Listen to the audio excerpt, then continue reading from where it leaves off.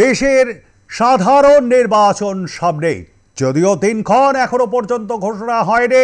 March মাসের আজকে সবে পয়লা, তবে এই মাসের আগামী 2 সপ্তাহের মধ্যেই আশা করা যায় নির্বাচন কমিশন দিনক্ষণ ঘোষণা করে দেবে। কিন্তু দেশের শাসক দল ভারতীয় জনতা পার্টি তারা আজ বঙ্গ থেকে তাদের কার্যত নির্বাচনে প্রচার শুরু করতে চলেছেন। প্রধানমন্ত্রী নরেন্দ্র মোদী আজ দুদিনের বঙ্গ সফরে আসছেন। আজকে পা রাখবেন হুগলি জেলার গোঘাটে, সেখানে নির্বাচনী জনসভা, এবং আগামীকাল যাবেন নদিয়া জেলার কৃষ্ণনগর, সেখানেও রয়েছে নির্বাচনী জনসভা।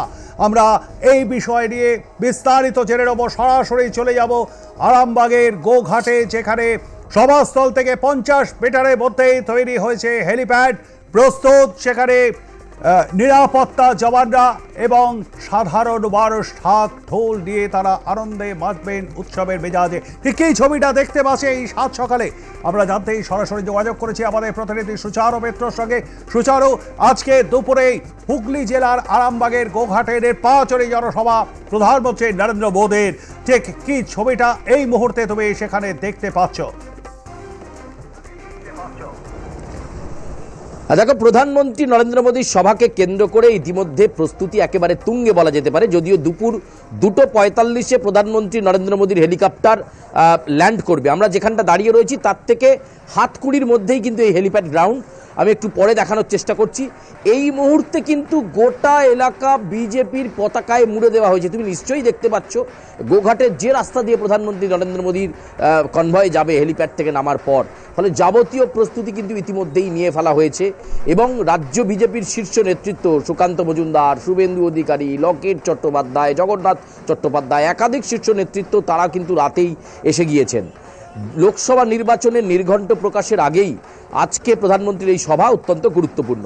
তবে প্রথমে এসে তিনি দুটি মঞ্চ করা হয়েছে। প্রথম মঞ্চে দাঁড়িয়ে বেশ কিছু কেন্দ্রীয় প্রকল্পের উদ্বোধন করবেন প্রধানমন্ত্রী নরেন্দ্র মোদী। সেই কেন্দ্রীয় প্রকল্পগুলোর উদ্বোধন করবার পর তারপর তিনি রাজনৈতিক সভায় যোগ দেবেন। পাশেই সেই মঞ্চ রয়েছে, সেই মঞ্চ থেকে তিনি ভোকাল টনিক দেবেন। লোকসভা নির্বাচনের আগে আরামবাগ সাংগঠনিক জেলায় তার আসা অত্যন্ত গুরুত্বপূর্ণ। লোকসভা নির্বাচনে এই আরামবাগ লোকসভা কেন্দ্রকে একেবারে টার্গেট করেছে বিজেপি, কথা বলা যেতে পারে। গোটা এলাকাটা গেরুয়া পতাকায় মুড়ে দেওয়া হয়েছে। কাতারে কাতারে কর্মী সমর্থকরা আসার কথা এখানে কল করা হয়েছে। ফলে সব মিলিয়ে লোকসভা নির্বাচনের নির্ঘণ্ট প্রকাশের আগে প্রধানমন্ত্রীর এই সফরকে ঘিরে রাজনৈতিকভাবে বিজেপির পক্ষ থেকে প্রস্তুতি একেবারে তুঙ্গে। তারা শুনতে চাইছেন যে প্রধানমন্ত্রী নরেন্দ্র মোদী পশ্চিমবঙ্গের এই আবহতে তিনি আসছেন, এসে কি বার্তা দেন। এবার যদি সিকিউরিটি মেজারমেন্টের কথা বলো, তাহলে এসপিজি কমান্ডর, প্রায় 450 এসপিজি কমান্ডর তারা কিন্তু এসেছেন। এবং তুমি জানো যে প্রাইম মিনিস্টার অফিসিয়ালসের পক্ষ থেকে কোঅর্ডিনেট করা হয় এসপিজি।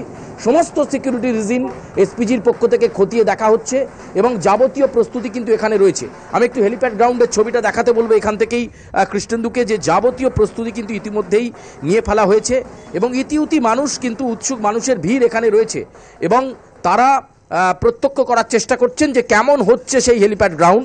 আমরা জানি যে যে চপারে আসবেন প্রধানমন্ত্রী নরেন্দ্র মোদী তাতে নাইট ভিশন দেওয়া রয়েছে।